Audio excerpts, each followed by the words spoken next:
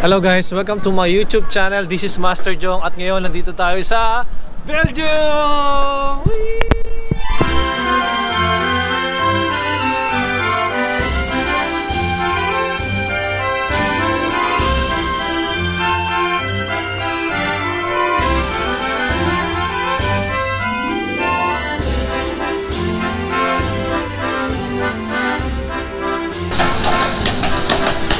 Hello. Wow!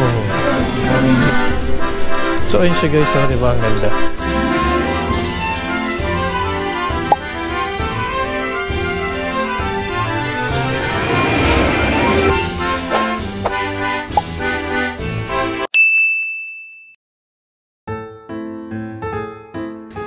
At eto na nga mga master, ang ating pangatlong bansang pupuntahan dito sa Europe. I'm so excited na, kahit hirap na kami sa pagdadala ng maleta. Ayan naman ang view natin for today's video. Diba? Kasi pagmasdan ng view. Ang ganda kasi ng Europe, lalo na yung landscape nila. So, see you Brussels in few hours. Hi mga master, this is Master Jong. Baka naman pwedeng subscribe nyo na ang ating YouTube channel para tuloy-tuloy ang ating travel dito sa Europe at syempre sa buong mundo. O sige, watch nyo na yung video ko. Touchdown Belgium! Samahan nyo ako guys sa ating biyahe dito sa ating pangatlong country dito sa Europe.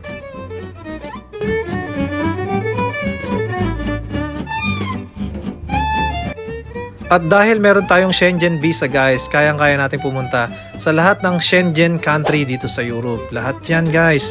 So habang may panahon pa tayo, habang validate pa ang ating visa, gamitin na natin at puntahan na natin yung mga bansang magkakalapit dito.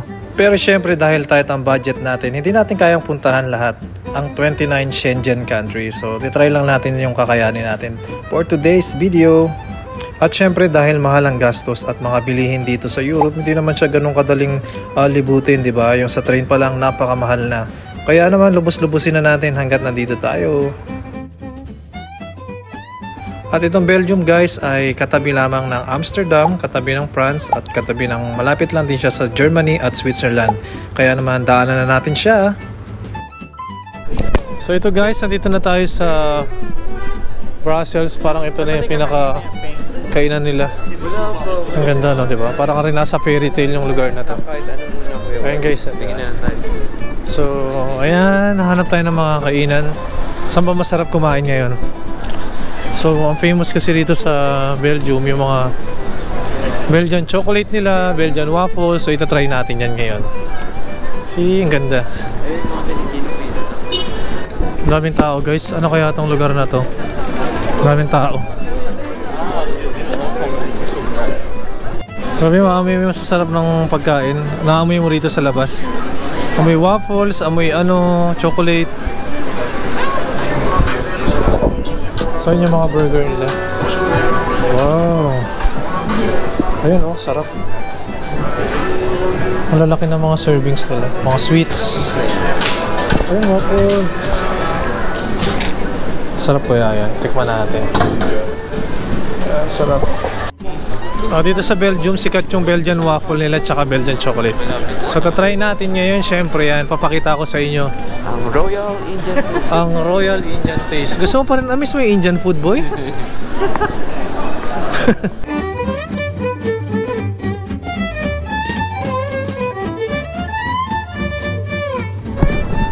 Sabi guys, ang ganda rito, papakita ko. Ayan o.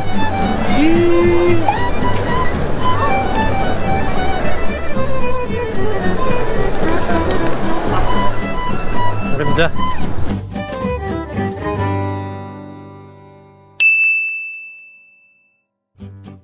At kung kayo ay chocolate lover, magugustuhan nyo tong lugar na to kasi kaliwat kanan yung mga tindahan nila ng tsokolate. Kaya masarap dito mamili ng tsokolate, lalo na pampasalubong, kaso hindi nga lang siya ganun kamura guys. So ito guys, ititry natin yung itatry natin yung french fries.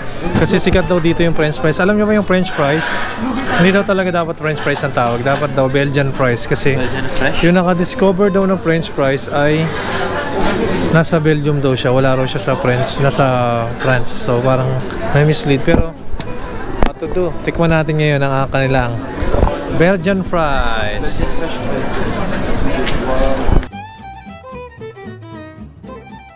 So ngayon umorder na sila ng price dito sa likod. Tikman natin. Kasi sa Holland, sa Netherlands, so tikman natin yung price nila. Masarap. So ayun na, yun na. Sarap. Excited to eat. Wow. So guys, ang price na to ay nagkakahalagang 6 euro.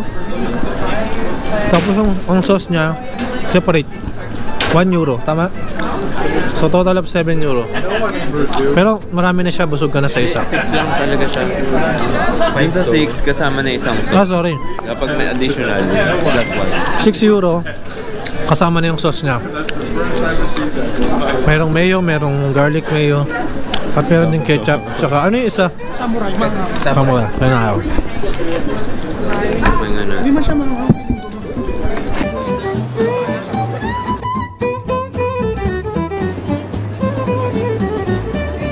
Grabe ang sarap ng chocolate nila guys. Diba? 11 euro. Ang daming chocolate. Ang sarap. Anong chocolate ang bibili natin? May pa-pretty si ate.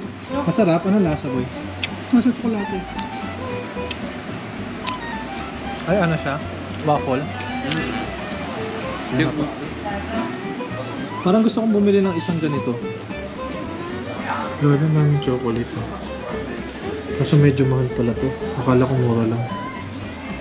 So ayun yung mga tindahan ng chocolate dito. Guys, tingnan nyo. Yung para siyang mani sa atin. Pero yung anong tawag dito, yung binibenta sa bus. Sarap. Good morning guys, mula dito sa Brussels. Ayan. Nakakalungkot na maulan. Kasi talagang hindi tayo nilulubayan ng ulan. Ulan, bakit ka laging nandito kasama namin sa Europe? Minsan lang kami dito. Ayun, umuulan, tapos mahangin pa po mga kapuso, kaya mas lalong malamig. Sarado na natin. Hindi na kailangan ng aircon dito sa Europe, no? Kasi malamig na. So ayun, nagpe-prepare na kami guys. Kasi mag-breakfast na kami. May pre-breakfast tayo for today's video, syempre. Nakakapagod pag walang breakfast, lalo na pag nasa Europe, kasi mahirap mamili minsan. Sarado pa yung mga bilihan. So ayun yung room namin guys. Tag-iisa kami bunk bed. Pero maganda naman yung setup compared dun sa Netherlands. Medyo modern naman siya. Tapos ito yung pagpasok mo ng washroom, may dalawang sink. Tapos ayun yung bathroom. At syempre separate din natin yung taihan. Yan. Diba? So ayun muna guys. Pupunta muna kami ng breakfast. Moisturizer tayo kasi sobrang lamig. Magdadry yung mukha natin guys. Okay? So guys, kakain na tayo ng breakfast. Meron tayong hot chocolate na try natin. Syempre masarap yung chocolate dito sa Belgium. Sa after nito, magtutour na tayo dito sa Belgium, sa Ghent at saka sa Bruges. See you guys, kakain muna kami. Ay, grabe, inuulang kami. Nakakalungkot. So, mula Amsterdam, Germany, pati dito inuulan po kami. So what to do mga kapuso, no? So ngayon, magtutour tayo. So ayun po yung view ngayon. Nakakalungkot. Tingnan nyo guys si ate, oh. Hindi nakapayong. Parang kami lang yung nakapayong dito. Sila yung mga lokal hindi nakapayong. Tapos parang wala lang. Kami lamig na lamig. So guys, nandito na kami ngayon sa bus. Ngayon, nakakaantok yung panahon. Tingnan nyo. So, may babayaran kayo ditong 1 euro para dito sa headset tsaka sa radio. Para kasing i-guide nila kayo through radio and headset. Pakita ko sa inyo. So, ito yun. Tapos, bibigyan nila kayo ng headset for 1 euro. 1 euro lang naman. So, ayun. Sarap matulog. 2 hours daw yung biyahe. 2 hours yung biyahe sa Belgium to Bruges. And then pumunta rin tayo ng Ghent mamaya. Huwag naman sana umulan na, sana tumigil na.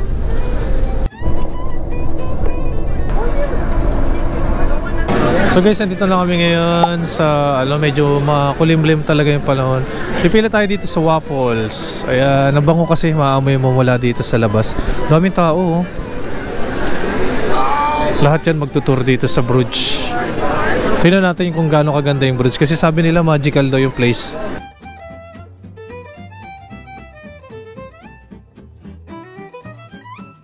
So ito na guys ang Belgian waffles. Titikman natin for the first time.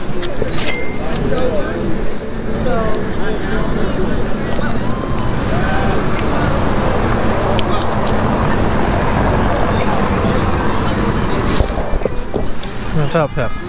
Sarap na. Sarap naman. Lamig. Ito yung tour guide natin. Where are you from? Hi, we're from the Philippines. From the Philippines. Hello. Yeah. Hi. Hello. How you doing? Mabuhay. Why? Mabuhay. Mahuhay. Mabuhay. Mabuhay. Hello. From Manila? From Dubai now. Dubai. Dubai. Okay. Hello, Dubai citizens. Hello. Nice to meet you. Thank you. So siya yung guide natin for today's guys. Habang nakain tayo ng Belgian chocolate. So now ito ang entrance ng ating Bruges tour guys. Ito yung bridge nila. Wow, ang ganda.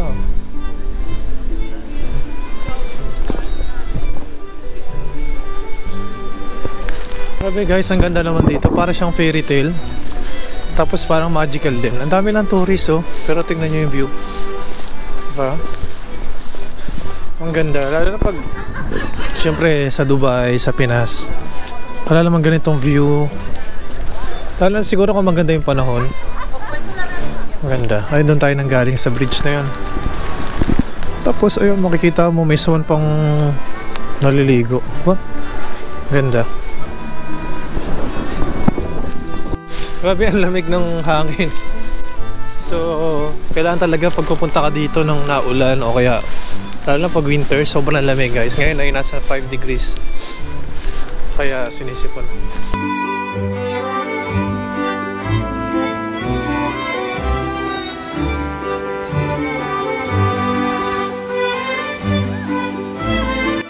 Alam mo sasabi mo boy dito sa Bruges? Amazing! Diba yung unang ano mo pa lang? The place is so magical. Unang kita mo pa lang maganda. Para siyang nasa fairy tale. Medyo masama lang yung panahon pero still maganda pa rin. Buti nga hindi naulan, naambon. Makulimlim lang. Tignan nyo guys. Tingnan, napakaganda ng architecture. Diba ang ganda? Nahalap. Tignan yung sa harapan namin. Akala mo ano, may mga kabayong lalabas, no? Tignan mo yung mga bahay boy oh. Yung mga bahay parang ano, yung sa cookies, mga biscuit, ayun, ang ganda. Ang ganda rin pala dito sa Belgium, kala natin wala lang.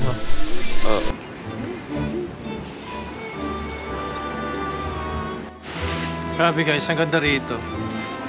Umaaraw lang talaga, makikita mo yung langit kulay blue, kaso ngayon makulimlim, pero diba nakita nyo maganda pa rin.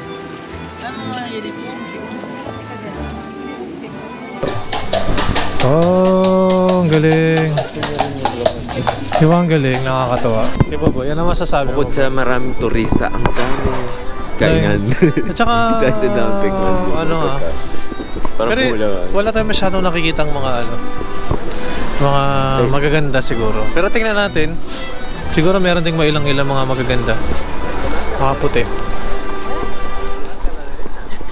Puro Belgian waffles. Puro Belgian waffles, chocolate. Itong sa Amsterdam, puro marijuana. Tapos mga brewery. Ngayon mga beer. Iba naman yung naamoy natin, mga waffles. Kasi sa Amsterdam, di ba, puro marijuana yung maaamoy mo sa daan. Pero dito mga waffles, magugutom ka. Pero mahal ng waffles, no? 4 euro. Mahal ng waffles sila, 4 euro. Okay. Pero yung plain na waffles, 3 euro. Mahal pa din parang. Pero to be fair, yung mga tubig dito mas mura talaga. Mas mura yung tubig? Oo, 150. Mas mura yung tubig kumpara sa 250. Amsterdam. So ayun.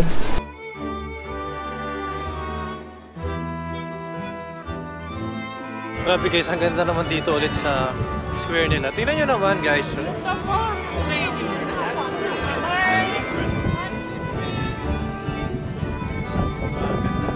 Panalo. Tingnan yung mga bahay dito guys, parang ano siya, bahay pero mga restaurant pala. So ang ganda ng mga design, no? Yung mga kulay niya. So hindi na tayo sasakay ng kabayo kasi wala na tayo masyadong time dito sa Bruges. Kailangan nating pumunta pa ng Ghent pero maya maya na yun. Ito na po yung mga pangasawa ko, makikita nyo na po. Thank you. Ang laki naman. Nabawasan na ba? Guys, ang laki ng mga servings nila talaga. Ang laki ng ano ni ate, lasagna. Grabe. Tignan natin yung muscles ni Peng. Kasi sabi nila uso raw rito yan sa Belgium. Medyo cozy lang siya guys, pero sige na, nandito na laban lang. Wow! Ako ang dami, Peng. Ang dami ng servings nila, tingnan mo. Thank you, dear. Hindi ako pinapansin ng dear ko. So ngayon guys, mabalik na tayo sa bus at sakay na tayo ng shuttle pabalik sa, tama. Nasakay tayo ng bus papunta ng Ghent. Grabe, ang ganda rito. Puntahan nyo to pag pumunta kayo ng Belgium, promise magugustuhan nyo. 101% guys. Ang saya-saya namin. Kasi ang mahal ng kinainan namin. 101.3 boy. Magkano yung kinainan natin? Magkano yung nagastos natin? 106 lahat. 106 euro. Grabe, nasa 500 dirham na ba? Nasa Wala pa. 6,000 may git. 6,000 pesos. Malaki na ba yun sa peso, boy? Yes, 6,000 is too much, my friend. Ayan. So ayan na, umaambo na naman guys. Sumasabay na naman sa atin ang ulan. So see you Ghent in few hours.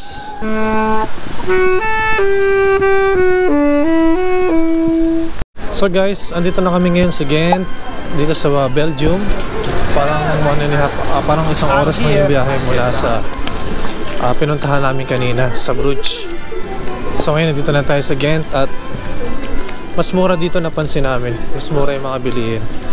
Parang 50% yung mura niya, or parang 25% na mas mura kumpara sa Brussels at saka sa Amsterdam. Ngayon dito sa Ghent mukhang hindi masyado maraming tao. At the same time, sabi nila marami raw estudyante nag-aaral. Puro 70% ng nakatira daw ay estudyante. Siguro dahil mas maganda ang education nila at saka mas mura. Ito, lalakad-lakad muna kami guys. Okay guys, ayun yung castle sa likod. Ang ganda, diba? May pa-castle dito sa Belgium. Although sa Europe may mga castle talaga, pero first time natin makita ng castle. Dahil maraming turista, grabe. Pagod na po. Puro lakad kasi kami maghapon. Ganda na ng mga history nila rito sa Ghent. So parang isa siya sa mga oldest city dito sa Belgium. So search na lang natin. Ito na guys, ang Ghent. Ang ganda. Ang ganda, no? Ito ang ganda. Tignan mo yung nyo. Tignan mo yung mga building. Ang ganda. Nice. Aywa.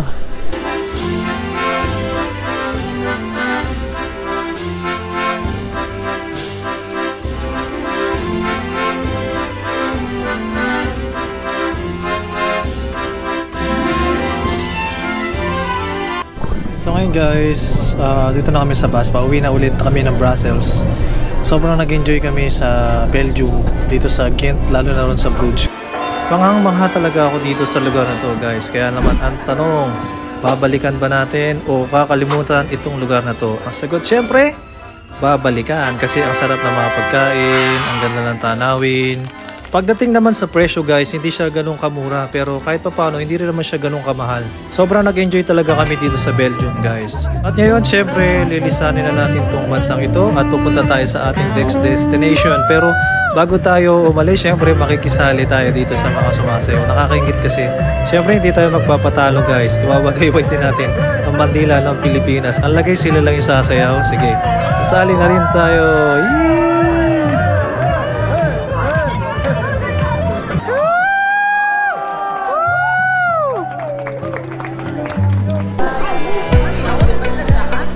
Guys, so dito na yung Arc de Triomphe sa gilid. Grabe, dream come true. Wow, very nice. Grabe, nakaka-amaze. Nandito na tayo sa wakas.